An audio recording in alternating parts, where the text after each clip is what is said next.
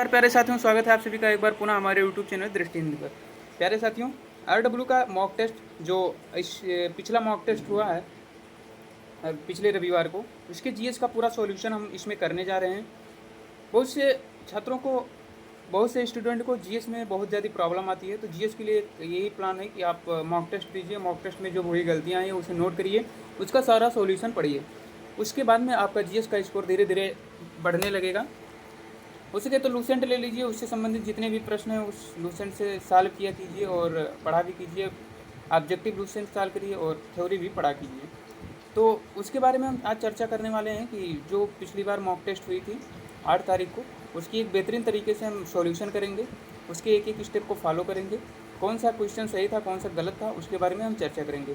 आइए शुरुआत करते हैं। अगर आप हमारे यूट्यूब चैनल पर नए हैं तो चैनल को सब्सक्राइब कर लें और बेल आइकन को प्रेस कर लें ताकि सारी अपडेट हमारी आपको प्राप्त होती रहे। चलिए शुरुआत करते हैं। आज का पहला प्रश्न है, भारत की विदेशी विनिमय संचय फॉरेन एक्सचेंज रिजर्व के प्रतिरक्षक कास्टोडियन कौन है? ठीक है, तो भारत के जो विदेशी विनिमय संचय होता है, जो भारतीय मतलब विदेशी विनिमय मतलब जो आयात होती है, कोई पैसा वैसा होती है, उसके प्रतिरक्षक कौन होते हैं? ठीक है, तो जैसे भारतीय के विदेशी विनिमय, जो भारतीय रुपया होता है वो विदेशी विनिमय में परिवर्तन होता है, वो उसके जो प्रतिरक्षक होता है वो कौन होता है? तो ऑप्शन ए है वित्त मंत्रालय, ऑप्शन बी है भारतीय रिजर्व बैंक, ऑप्शन सी है state bank of India, option D है विदेश मंत्रालय। तो इसका जो विनिमय संचय होता है वो भारतीय रिजर्व बैंक से होता है। ठीक है, अब भारतीय रिजर्व बैंक के बारे में जानते हैं। भारतीय रिजर्व बैंक की स्थापना कब हुई थी? तो 1 अप्रैल 1935 को इसकी स्थापना हुई थी। और इसका जो इसका हेडक्वार्टर कहाँ है? तो इसका हेडक्वार्टर कहाँ है? मुंबई में है। ठीक है, अब आइए देख लेते हैं हम इसका सॉल्यूशन पूरा। भारत में विदेशी विनिमय संचय का प्रतिरक्षक भारतीय रिजर्व बैंक होता है। विदेशी मुद्रा कोष वर्तमान में दिसंबर 2022 में 5,61,162 मिलियन डॉलर है। इसमें 4 मदे शामिल है। पहला विदेशी मुद्रा, दूसरा स्वर्ण, तीसरा विदेशी आहरण अधिकार जिसे एसबीआर कहते हैं, चौथा है आईएमएफ के पास आरक्षी निधि। ठीक है, आईएमएफ की स्थापना कहाँ हुई थी? इसके हेडक्वार्टर कहाँ है? आप सब इसको ज़रूर कमेंट बॉक्स में करके बताएं। आईएमएफ और जो विश्व बैंक है, इसकी दोनों की स्थापना एक ही समय हुई थी, एक ही आयोग के आधार पर हुई थी। इसको भी आप सर्च करके कमेंट बॉक्स में ज़रूर बताएंगे। ठीक है, चलिए हम दूसरे प्रश्न की तरफ बढ़ते हैं। अंतर्राष्ट्रीय योग दिवस कब मनाया जाता है? तो अंतर्राष्ट्रीय योग दिवस कब मनाया जाता है? पहला ऑप्शन है 20 जून, दूसरा है 23 जून, ठीक है, तीसरा ऑप्शन है 22 जून, चौथा ऑप्शन है 21 जून। तो इसको 21 जून को मनाया जाता है। ये कब से शुरुआत हुई थी? तो 2015 से ये पहली बार मनाई गई थी। ठीक है, योग दिवस। तो अब की बार की एक दिवस की थीम याद कर लीजिएगा, कब से मनाई गई, ये किस क्रम की योग दिवस है। ठीक है, तो इसे आप नोट कर लीजिएगा। इसका सॉल्यूशन देख लेते हैं। 2014 में संयुक्त राष्ट्र महासभा में इसकी अध्यक्षता, इसकी शुरुआत के बाद 2015 से प्रत्येक वर्ष अंतर्राष्ट्रीय योग दिवस विश्व भर में मनाया जाता है। महत्वपूर्ण दिवस और तिथियां: 9 जनवरी प्रवासी भारतीय दिवस, 12 जनवरी को राष्ट्रीय युवा दिवस, 2 फरवरी को विश्व आर्द्रभूमि दिवस, 28 फरवरी को राष्ट्रीय विज्ञान दिवस, 8 मार्च को अंतर्राष्ट्रीय महिला दिवस, 7 अप्रैल को विश्व स्वास्थ्य दिवस और 31 मई को विश्व तंबाकू निषेध दिवस, 1 मई को जो मनाया जाता है वो मजदूर दिवस, 5 जून को विश्व पर्यावरण दिवस, 16 सितंबर को विश्व ओजोन दिवस और 4 दिसंबर को भारतीय नौसेना दिवस मनाया जाता है। नेक्स्ट प्रश्न की तरफ बढ़ते हैं। हमारा तीसरा प्रश्न है, निम्नलिखित में से किस महिला व्यक्तित्व को ओलंपिक डबल मेडलिस्ट होने की सम्मान प्राप्त है? तो ऐसी कौन सी महिला थी जिसे महिला व्यक्तित्व को ओलंपिक में डबल मेडलिस्ट होने का सम्मान प्राप्त था? इसका ऑप्शन ये है साक्षी मलिक, दूसरा है साइना नेहवाल, तीसरा है कर्णम मल्लेश्वरी और चौथा है पीवी सिंधु। तो इसका राइट आंसर हो जाएगा पीवी सिंधु, इसका राइट आंसर है। चलिए हम इसका सॉल्यूशन देखते हैं। तो पीवी सिंधु इसका राइट आंसर है। इसका सॉल्यूशन है, पीवी सिंधु जो किससे संबंधित है? बैडमिंटन से संबंधित है। पहला पदक इन्हें रजत पदक मिला था जो रियो में हुआ था 2016 में, दूसरा कांस्य मिला था टोक्यो ओलंपिक में 2020 में। और पुरुष डबल मेडलिस्ट कौन है? सुशील कुमार जो कुश्ती से हैं, और कांस्य बीजिंग में मिला था, रजत इन्हें लंदन 2012 में मिला था। ठीक है, हमारा नेक्स्ट प्रश्न है, उत्तर प्रदेश की कौन सी निम्नलिखित जनजाति दीपावली को शोक के रूप में मनाती है? तो ये कौन सी जनजाति है? तो ये थारू जनजाति, इसका राइट आंसर हो जाएगा ऑप्शन डी, इसका राइट आंसर है। ठीक है, अब आइए हम देख लेते हैं। थारू जनजाति दीपावली को शोक के रूप में मनाते हैं। इस दिन ये अपने पूर्वजों को भेंट आदि प्रदान करते हैं जिसे रोटी कहा जाता है। थारू जनजाति के लोग उत्तर प्रदेश के तराई क्षेत्र में 5 जिलों महाराजगंज, सिद्धार्थनगर, श्रावस्ती, बहराइच व लखीमपुर के उत्तरी भाग में निवास करते हैं। ये किरात वंश के तथा उपजातियों में विभाजित है। ठीक है, किस वंश में? किरात वंश के हैं तथा कई उपजातियों में विभाजित हैं। हमारा नेक्स्ट प्रश्न है, जैन धर्म के संस्थापक हैं। तो जैन धर्म के संस्थापक कौन है? तो पहला है आर्य सुधर्मा, दूसरा है महावीर स्वामी, तीसरा है पार्श्वनाथ, चौथा है ऋषभदेव। तो ऋषभदेव इसका राइट आंसर है। ठीक है, पार्श्वनाथ को बताइए कि कौन से तीर्थंकर थे और महावीर स्वामी कौन से तीर्थंकर थे। ठीक है, इसे आप कमेंट बॉक्स में करके बताएंगे, कमेंट करके बताएंगे। ठीक है, इसके प्रथम तीर्थंकर कौन थे? तो ऋषभदेव ही थे, जो संस्थापक के रूप में जाने जाते हैं। जैन धर्म के संस्थापक ऋषभदेव थे। जैन परंपरा के अनुसार इस धर्म में 24 तीर्थंकर हुए, इसमें ऋषभदेव प्रथम। ऋषभदेव को आदिनाथ के नाम से भी जाना जाता है तथा इन्हीं के बाद परंपरा स्वयं भगवान विष्णु का अवतार भी कहा जाता है। वैदिक मंत्रों को में केवल 2 तीर्थंकरों ऋषभदेव तथा अरिष्टनेमि का उल्लेख मिलता है। प्रश्न आएगा, वैदिक मंत्रों में कितने तीर्थंकरों का उल्लेख है? तो 2। कौन कौन से? ऋषभदेव तथा अरिष्टनेमि। विष्णु पुराण तथा भागवत पुराण में ऋषभदेव को नारायण के अवतार के रूप में चित्रित किया गया है। 24वें तीर्थंकर एवं जैन धर्म के वास्तविक संस्थापक महावीर स्वामी माने जाते हैं। नाथ मुनि जैन तीर्थंकर नहीं थे। ठीक है, तो 24वें तीर्थंकर या महावीर स्वामी जो इसके वास्तविक संस्थापक अगर पूछेगा तो महावीर स्वामी माने जाएंगे। ठीक है, और जैन धर्म के केवल संस्थापक पूछेगा तो ऋषभदेव माने जाएंगे। ठीक है, हम नेक्स्ट प्रश्न की तरफ बढ़ते हैं। सिपरी रिपोर्ट के अनुसार भारत परमाणु हथियारों के मामले में किस देश से आगे निकल गया है? ऑप्शन है चीन, दूसरा है रूस, तीसरा है उत्तर कोरिया, चौथा है पाकिस्तान। तो भी हाल ही में सिपरी रिपोर्ट आई है जिसमें पाकिस्तान से आगे भारत निकल गया है। ठीक है,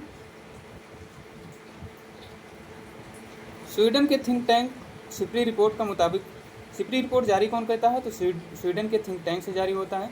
भारत परमाणु हथियारों के मामले में पाकिस्तान से आगे निकल गया है। ठीक है, इस साल भारत के न्यूक्लियर वारहेड की संख्या 172 हो गई है, जबकि पाकिस्तान के पास 170 वारहेड मौजूद है। सिपरी के मुताबिक पिछले साल तक भारत के पास 164 परमाणु हथियार थे। ठीक है, तो इस साल कितने हैं? 172 हैं। ठीक है, ऐसी परिस्थिति में जब राज्य विधान, ये प्रश्न है, ऐसी परिस्थिति में जब राज्य विधानसभा के अध्यक्ष को अपनी सीट रिक्त करनी हो, वह अपना त्यागपत्र अपने हस्तलेख में हस्ताक्षर सहित निम्नलिखित किसे सौंपेगा? पहला राज्य के राज्यपाल को, दूसरा है राज्य के विधि एवं न्याय मंत्री को, तीसरा है राज्य विधानसभा उपाध्यक्ष को, चौथा है राज्य के मुख्यमंत्री को। तो इसका राइट आंसर हो जाएगा सी, राज्य की विधानसभा उपाध्यक्ष को। ठीक है, इससे लोकसभा का अध्यक्ष होता है, लोकसभा का अध्यक्ष किसे सौंपेगा? लोकसभा उपाध्यक्ष को, लोकसभा उपाध्यक्ष लोकसभा अध्यक्ष को। ठीक है, राष्ट्रपति किसे सौंपेगा अपना त्यागपत्र? तो मुख्य न्यायाधीश को। ठीक है, मुख्य न्यायाधीश किसे देगा? तो राष्ट्रपति को देगा। ठीक है, राज्यपाल किसे देगा? तो राष्ट्रपति को देगा अपना त्यागपत्र। ठीक है, तो इसे आप देख लीजिएगा। फिर आइए देखते हैं इसके बारे में फुल सॉल्यूशन। भारतीय संविधान अनुच्छेद 178 में राज्य विधानसभा के अध्यक्ष एवं उपाध्यक्ष के संदर्भ में प्रावधान किया गया तथा अनुच्छेद 179 में अध्यक्ष एवं उपाध्यक्ष के पद रिक्त होना, पद त्याग या पद से हटाए जाने के संदर्भ में प्रावधान है। विधानसभा के सदस्य अपने सदस्यों के बीच से ही अध्यक्ष का निर्वाचन करते हैं। सामान्यतः विधानसभा के कार्यकाल तक अध्यक्ष का पद होता है, वह 3 विधियों से पद त्याग करता है। यदि उसकी विधानसभा सदस्य समाप्त हो जाए, यदि वह उपाध्यक्ष को अपना त्यागपत्र दे दे, यदि विधानसभा के तत्कालीन समस्त सदस्यों के बहुमत से पारित संकल्प द्वारा अपने पद से हटाया जाए। ठीक है, इस तरह का कोई प्रस्ताव केवल 14 दिन पूर्व सूचना के बाद ही लाया जा सकता है। अगर इन्हें हटाना होगा, ठीक है, विधानसभा के अध्यक्ष को, तो जो ये तत्कालीन समस्त सदस्यों के बहुमत से पारित होता है, ठीक है, इसे 14 दिन पहले पूर्व बतानी होती है कि आपको हटाया जाएगा। तो प्रस्ताव भेजी जाएगी 14 दिन पहले, उसके बाद ही वो प्रस्ताव विधानसभा में लाया जाएगा। ठीक है, हमारा नेक्स्ट प्रश्न है, भारत में कन्याकुमारी की स्थिति है भूमध्य रेखा के दक्षिण में।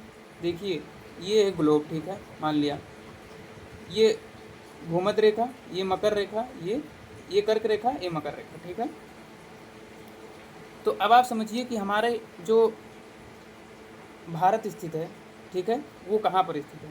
तो हमारा भारत कर्क रेखा पे स्थित है, यहाँ पर। ठीक है, तो ये भूमध्य रेखा हो गया 23.5 डिग्री नॉर्थ, कर्क रेखा हो गया 23.5 डिग्री साउथ, मकर रेखा हो गया। ठीक है, तो पहला ऑप्शन है भूमध्य रेखा के दक्षिण में, कर्क रेखा के उत्तर में, मकर रेखा के दक्षिण में, भूमध्य रेखा के उत्तर में।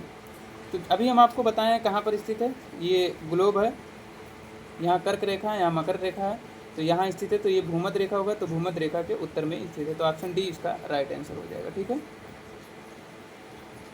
भारत में कन्याकुमारी की स्थिति भूमध्य रेखा से उत्तर में है। तमिलनाडु राज्य में अवस्थित कन्याकुमारी भारत की मुख्य भूमि के दक्षिणतम बिंदु है। भारत की मुख्य भूमि की दक्षिणतम बिंदु कन्याकुमारी है। और अगर भारत का दक्षिणतम बिंदु पूछ लिया जाए तो इंदिरा पॉइंट है, जो कहाँ स्थित है? अंडमान और निकोबार द्वीप समूह में। ठीक है। निम्नलिखित में से किस राज्य में कजली पेंटिंग्स पारंपरिक रूप से संबंधित जिसमें ब्रश का उपयोग नहीं किया जाता है? तो कजली पेंटिंग कहाँ की है? ऑप्शन ए है झारखंड, ऑप्शन बी है तमिलनाडु, ऑप्शन सी है केरल, ऑप्शन डी है राजस्थान। तो इसका राइट आंसर हो जाएगा राजस्थान। ठीक है, कजली पेंटिंग राजस्थान में है। सॉल्यूशन देख लेते हैं। कजली पेंटिंग काले काजल और पत्थर के रंगों से बनाई गई है और इसके लिए कड़ी मेहनत और विशेषज्ञों की आवश्यकता होती है। नेक्स्ट प्रश्न देखते हैं। निम्नलिखित में से कौन सी नदी घाटी बेसिन क्षेत्रफल की दृष्टि से सबसे बड़ी है? पहला है कावेरी, दूसरा है नर्मदा, तीसरा है महानदी, चौथा है ताप्ती। तो नदी बेसिन में सबसे बड़ी महानदी है, तो इसका option C is right answer हो जाएगा। महानदी के नर्मदा के बारे में जान लेते हैं। तो नर्मदा ये अरब सागर में गिरती है। ठीक है, ये भ्रंश घाटी में बहती है। भ्रंश घाटी अर्थात दो पर्वतों के मध्य जो नदियाँ बहती हैं उसे भ्रंश घाटी में कहते हैं। ठीक है, तो किन किन पर्वतों के मध्य ये बहती है आप इसे कमेंट करके ज़रूर बताएं। ठीक है, ताप्ती भी आप ये अरब सागर में गिरती है। ठीक है, ये भी नर्मदा और ताप्ती ये दो नदियाँ हैं जो भ्रंश घाटी में बहती हैं। ठीक है, इसका सॉल्यूशन देख लीजिए। राष्ट्रीय जल आयोग के अनुसार महानदी का अपवाह क्षेत्र 1,41,589 वर्ग किलोमीटर है। महानदी का उद्गम फरसिया गांव, रायपुर जिला, छत्तीसगढ़ से होता है। छत्तीसगढ़, ओडिशा, झारखंड, मध्य प्रदेश, महाराष्ट्र राज्य इसका विस्तार है। कावेरी नदी का अपवाह क्षेत्र 87,900 वर्ग किलोमीटर है। नर्मदा नदी का अपवाह क्षेत्र 98,795 वर्ग किलोमीटर है। ताप्ती नदी का अपवाह क्षेत्र 65,145 वर्ग किलोमीटर है। चाप चार कूट त्यौहार कहाँ मनाया जाता है? पहला नागालैंड, दूसरा मेघालय, तीसरा मिजोरम, चौथा मणिपुर। तो इसका ऑप्शन है मिजोरम। मिजोरम इसका राइट आंसर हो जाएगा। ठीक है, चाप चार कूट कहाँ मनाया जाता है? तो चाप चार कूट झूमिंग क्रिया के पूरा होने के बाद मार्च के महीने में मनाया जाता है। राज्य और उनके त्यौहार जो हैं तो मिजोरम के हैं एंथुरियम, मीमकुट, पावलकुट। नागालैंड का हार्नबिल बहुत इंपॉर्टेंट है। ठीक है, मेघालय का है सातसुक, मिनसिम और नोंगक्रेम और वांगला। और मणिपुर का है गैंग नगाई, लुई नगाई, याउन शांग। ठीक है, हमारा नेक्स्ट प्रश्न है। भारत के उत्तर पश्चिम मैदान में पश्चिमी विक्षोभ से होने वाली वर्षा की मात्रा क्रमशः होती है। तो इसको हम आपको समझा रहे हैं। ये जो हमारा इंडिया का मैप है समझ लीजिए। ठीक है, इस पर बना नहीं जाता है, इसे दोबारा हम बना रहे हैं।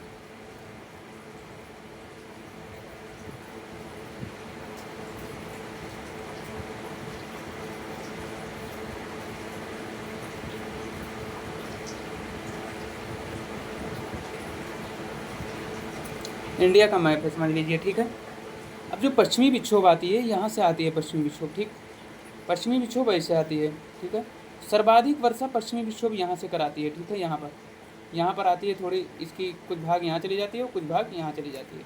कलर दूसरा ले लेते हैं। ठीक है, ये आती है, कुछ भाग यहाँ आती है, कुछ भाग यहाँ चली जाती है। ठीक है, तो जब ये पश्चिमी विक्षोभ यहाँ से आती है, ये पश्चिमी विक्षोभ आती है। ठीक है, जब ये पश्चिमी विक्षोभ यहाँ से आती है तो क्या उत्तर दिया है इसका? भारत के उत्तर पश्चिम मैदान में पश्चिमी विक्षोभ से होने वाली वर्षा की मात्रा क्रमशः कम हो जाती है। तो मान लिया, देखिए जब पश्चिमी विक्षोभ यहाँ से यहाँ चलेगी, ठीक है, तो पहले यहाँ जब पहुँचेगी तो यहाँ ज़्यादा बारिश होगी, फिर धीरे धीरे यहाँ बारिश कम होती चली जाएगी। ठीक है, तो ये क्या हो गया, ये पश्चिम है, ये पूरब है, तो पश्चिम से पूर्व की तरफ इसकी बारिश की जो वो होती गति ये कम होती चली जाती है। ठीक है, तो पश्चिम के पूर्व की ओर इसका राइट आंसर हो जाएगा, तो बी इसका राइट आंसर है। ठीक है, तो ये पश्चिम से पूर्व की ओर।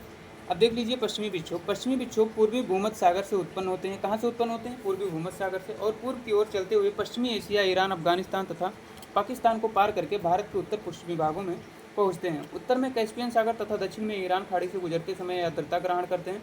तो आर्द्रता कहाँ से नमी ग्रहण करते हैं? तो कैस्पियन सागर से, और दक्षिण में ईरान की खाड़ी से करते हैं। ठीक है, पश्चिमी जेट प्रवाह इन अवदाबों को भारत की ओर उन्मुख करने के महत्वपूर्ण भूमिका निभाते हैं, जिससे ये शीतकाल दिसंबर से फरवरी में पंजाब, हरियाणा, दिल्ली तथा पश्चिमी उत्तर प्रदेश तथा उत्तरी भारत के मैदानों में कुछ वर्षा कराते हैं, जो रबी की फसल के लिए लाभदायक होता है।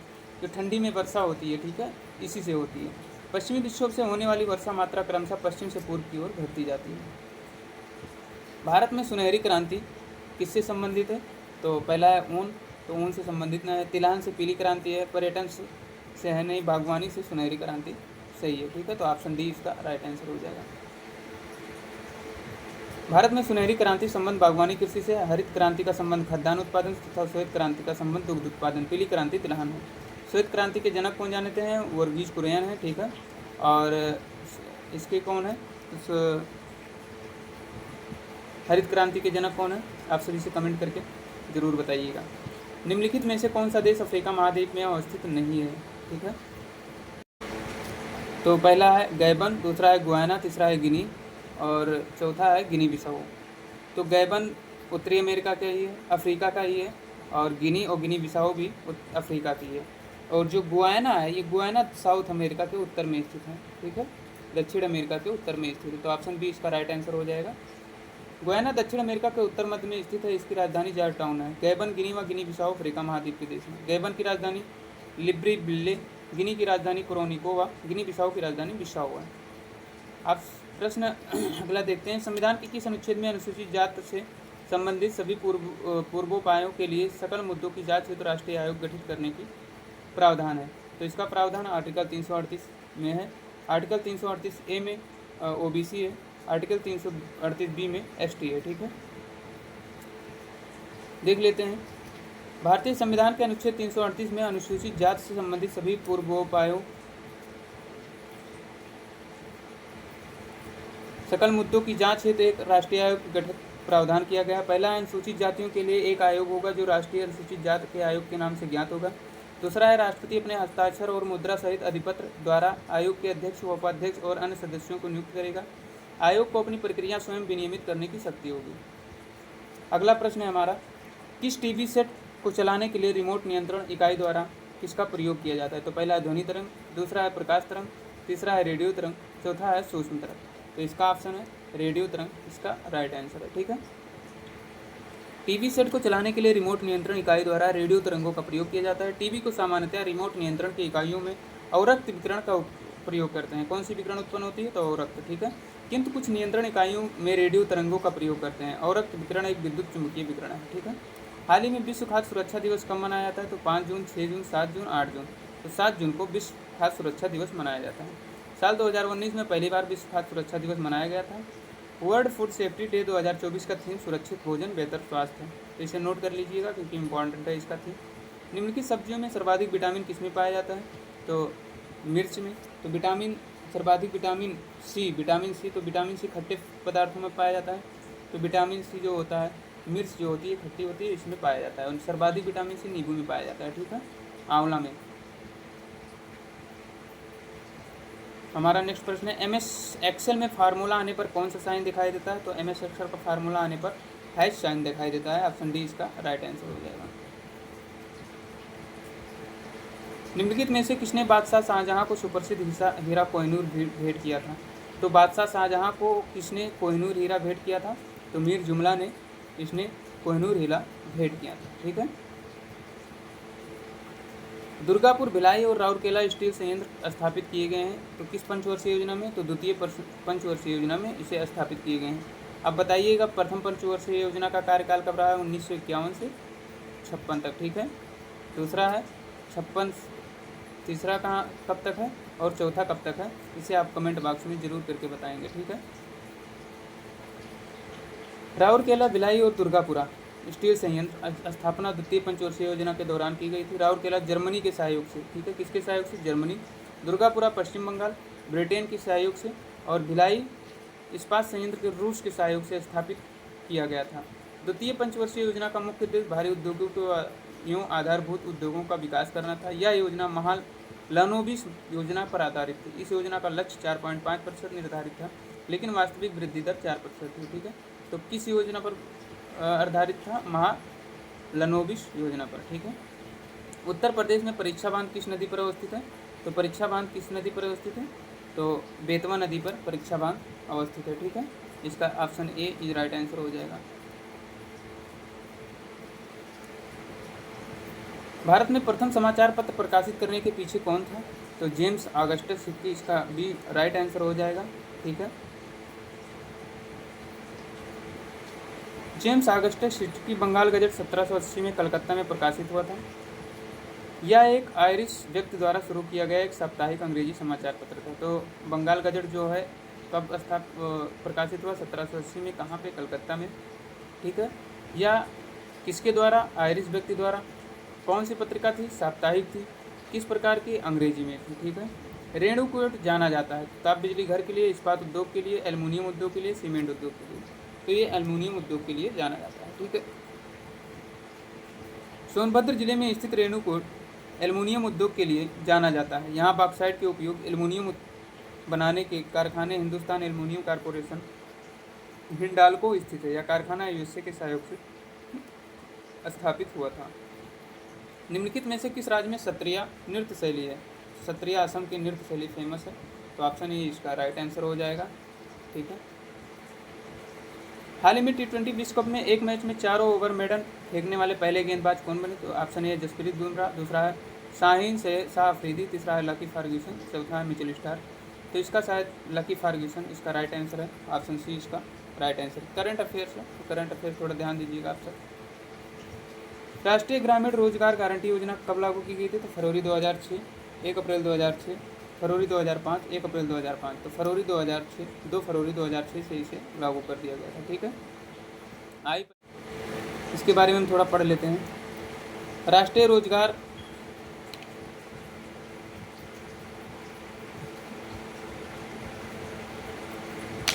गारंटी योजना का शुभारंभ प्रधानमंत्री डॉक्टर मनमोहन सिंह द्वारा 2 फरवरी 2006 को आंध्र प्रदेश के अनंतपुर जिले से किया गया। तो राष्ट्रीय रोजगार गारंटी योजना का शुभारंभ कहाँ किसने किया? तो प्रधानमंत्री मनमोहन सिंह ने। कब? 2 फरवरी 2006 को। कहाँ? आंध्र प्रदेश के अनंतपुर से किया था।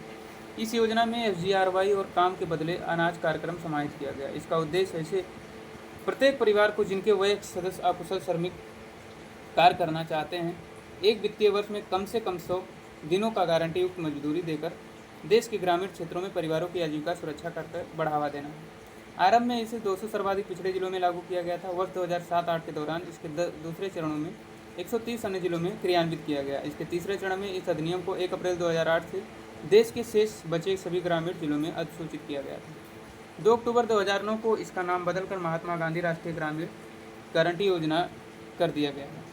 UNDP global human development report HDR 2015 विश्व में किए जा रहे सामाजिक सुरक्षा उपायों को उपलब्धियों को मनरेगा उल्लेख किया गया है। बनारस घराने के पंडित किशन महाराज एक वादक थे, तो तबला वादक थे। ऑप्शन डी इसका राइट आंसर हो जाएगा। ठीक है। किशन महाराज पुरस्कार पद्मश्री 1973 में मिला था, पद्म विभूषण 2002 में इन्हें मिला था। ठीक है। इनमें से महिला आंचल नामक उपन्यास किसका है? तो फणीश्वर नाथ रेणु का इसका महिला आंचल उपन्यास है। ठीक है। यूपी के निम्नलिखित जनपदों में कौन उत्तरांचल, हरियाणा तथा हिमाचल प्रदेश के साथ सीमा बनाता है? तो यूपी से कुल कितने राज्य सीमा बनाते हैं? तो यूपी से कुल 8 राज्य सीमा बनाते हैं। ठीक है। तो यहाँ एक सहारनपुर है जो केवल हिमाचल प्रदेश से सीमा बनाता है, इधर उत्तराखंड से बनाता है और इधर किससे बनाता है?